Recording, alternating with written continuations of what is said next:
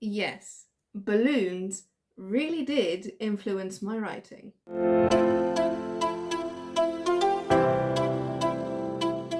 So, welcome to the first in my sort of mini series about books and films and other things that may have inspired my writing, whether directly or inadvertently. And I thought we'd start with something very short, quite whimsical, as some people who have read my books call them whimsical. And that is a book I read as a child, and it is still one of my favourites, and it's one my daughter loves today, called The Balloon Tree by Pheobe Gilman. Now, this is a beautiful, beautiful book, and I've never heard anybody else talk about it, and it is beautifully illustrated by the author herself. I mean, just where's the best picture? Look at that. All painted by her. It's absolutely stunning. Absolutely stunning. And every single page is so detailed, down to the fact that the king even has glasses on, and he's clearly based on someone in the author's life. Now, this book, what is The Balloon Tree about? It is about Princess Leora and her faithful puppy, but we don't know his name. Princess Leora lives in a faraway kingdom, and she loves balloons. They are her favourite thing in the world. But one day her father gets called away to a tournament, and she's left in the care of her greedy uncle, the Archduke, and he hates children and he hates horrible balloons.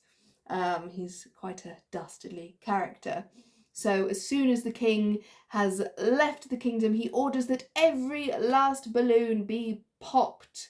And Leora is locked in her room, and there's nothing she can do about this. However, all things magical and whimsical, Princess Leora has a secret passage in her room. Like all princesses need a secret escape route if they ever get locked in their room. I would highly advise.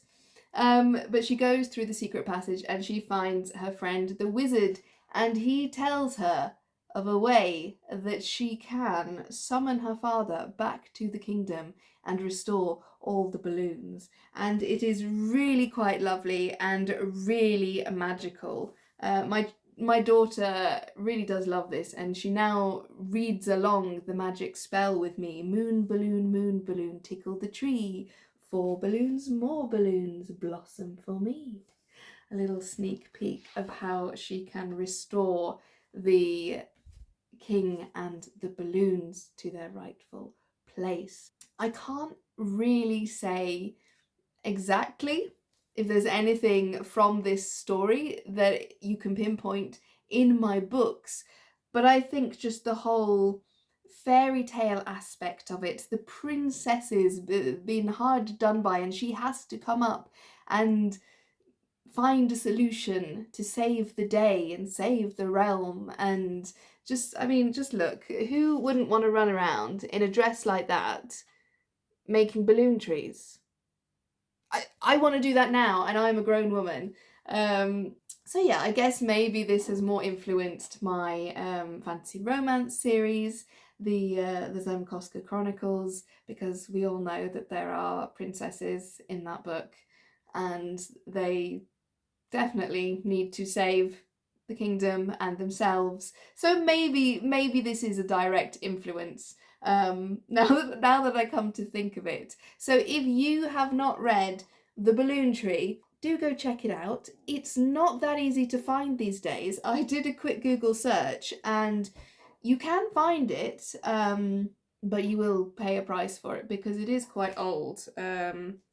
It's Canadian Children's Literature reviewed it. So Scholastic Canada, and this was printed in, well, I don't know where it was printed, but it came out in 1984. I'm not quite that old. But yeah, we did pick this up when I lived in Canada when I was about 5 to 7. So that is where we got this, obviously, Canadian Scholastic Press. And just a beautiful, beautiful book which has had a lasting influence on me to this day. Go check it out, have some fun with balloons.